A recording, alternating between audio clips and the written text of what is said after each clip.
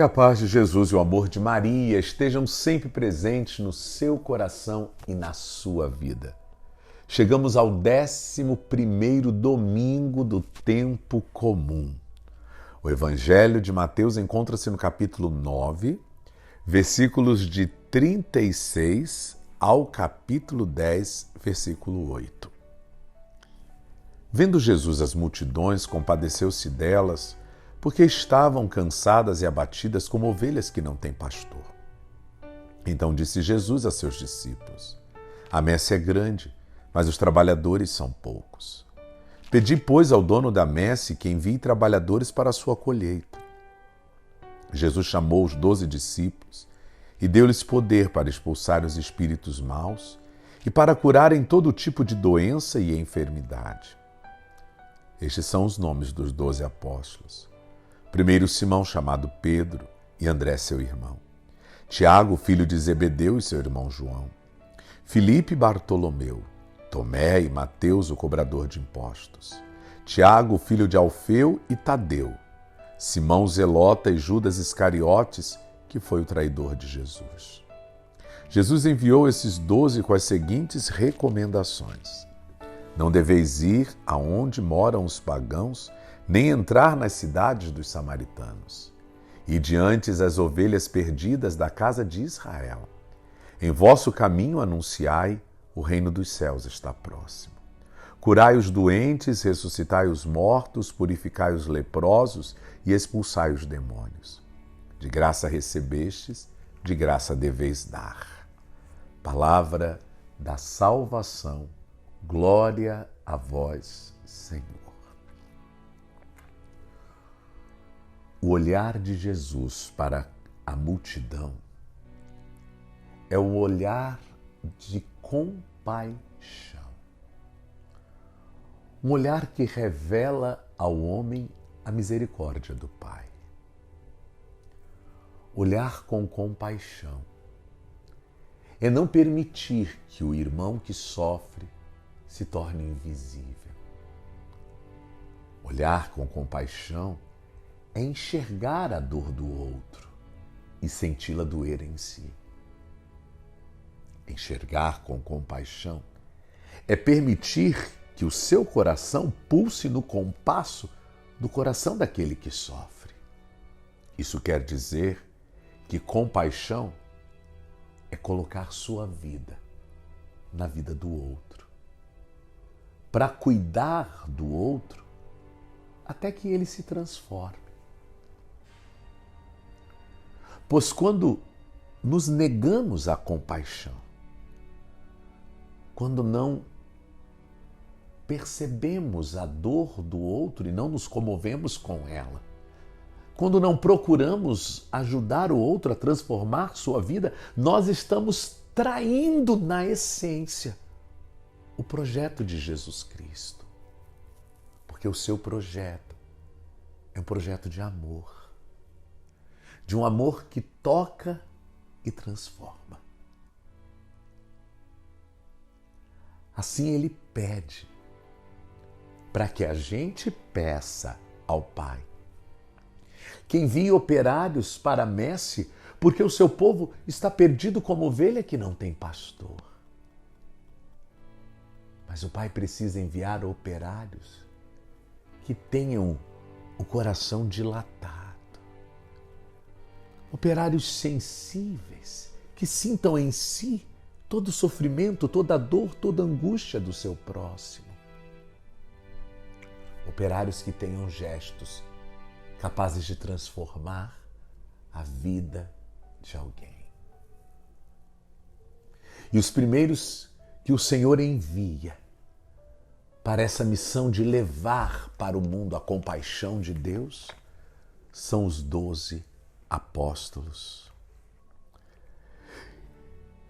Qual é a missão dos apóstolos? Se não ir às ovelhas perdidas da casa de Israel, porque a salvação, ela começa dos judeus.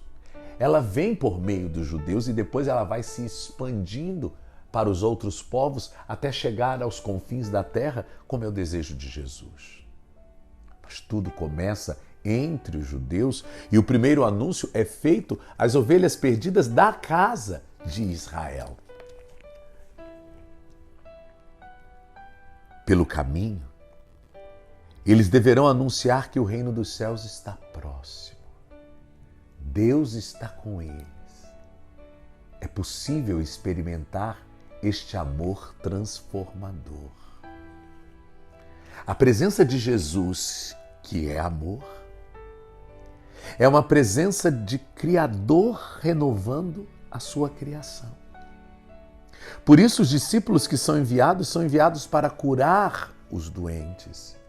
E aí a gente vê o Senhor fazendo oposição à enfermidade e mostrando-nos que a doença não provém de Deus, mas ela é fruto da maldade, da ganância, do coração destruidor do homem. Curar os doentes significa ter zelo, ter cuidado, não deixar que o enfermo sofra sozinho. Ressuscitar os mortos quer dizer devolver àqueles que estão completamente desanimados da vida o sentido de viver. Devolver o brilho da esperança para o olhar. O coração que pulsa apaixonado pela vida, quando antes só se pensava em morrer, só se queria morrer. Agora essa vida é transformada. Isso é ressurreição. Toda vez que alguém deixa o vale da morte e aposta na vida, é Páscoa, é experiência de ressurreição. Purificai os leprosos, purificai. O que contamina deve ser purificado. O que contamina o homem é o pecado, e o que purifica o pecado é o perdão. Purificai os leprosos significa perdoe aqueles que te contaminaram com os seus defeitos, os seus vícios. Expulsai os demônios. Diga não ao pecado, diga não à morte. Diga não a toda ilusão que esse mundo coloca na tua porta. Diga não a tudo aquilo que tira a sua paz e que ameaça a sua integridade, a sua vida. Assim nós percebemos que nós podemos curar doentes, ressuscitar mortos, purificar leprosos, expulsar demônios. Pois curamos quando cuidamos. Ressuscitamos quando fazemos alguém acreditar na vida. Purificamos quando perdoamos e expulsamos dos demônios quando estamos firmes no projeto de Jesus Cristo, dizendo não a tudo aquilo que é contrário. Assim, vemos com muita clareza que o Evangelho não é uma realidade distante para nós. Como que eu vou curar um doente, ressuscitar um morto, purificar um leproso, expulsar o demônio? Mas quando eu entendo o que o Senhor quer nos dizer por detrás de cada palavra, eu percebo que o seu chamado também é para mim. Eu me abro ao discipulado, porque a minha fé deve ser missionária. E eu percebo que cuidar eu posso, perdoar eu posso, ajudar alguém a acreditar na vida, a resgatar o sentido da vida, eu posso. Dizer não ao pecado, eu posso. Então esse evangelho também é para mim. Esse chamado ecoa fundo na minha vida.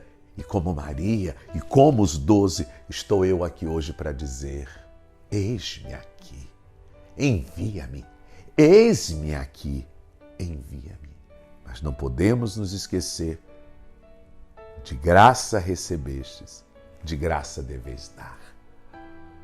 Todo discipulado é vivenciado na gratuidade, pois não há moeda neste mundo que tenha valor para pagar o amor.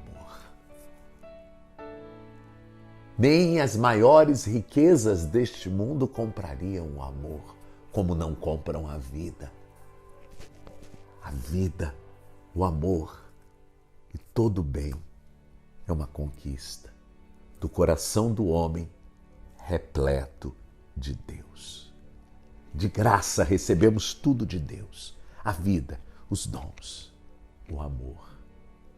E é de graça que devemos doar a nossa vida até que a vida do irmão se transforme e seja salva. Sinta-se também hoje chamado e enviado por Jesus em missão. Não se esqueça que, como discípulo de Cristo, seu olhar deve ser terno e cheio de compaixão.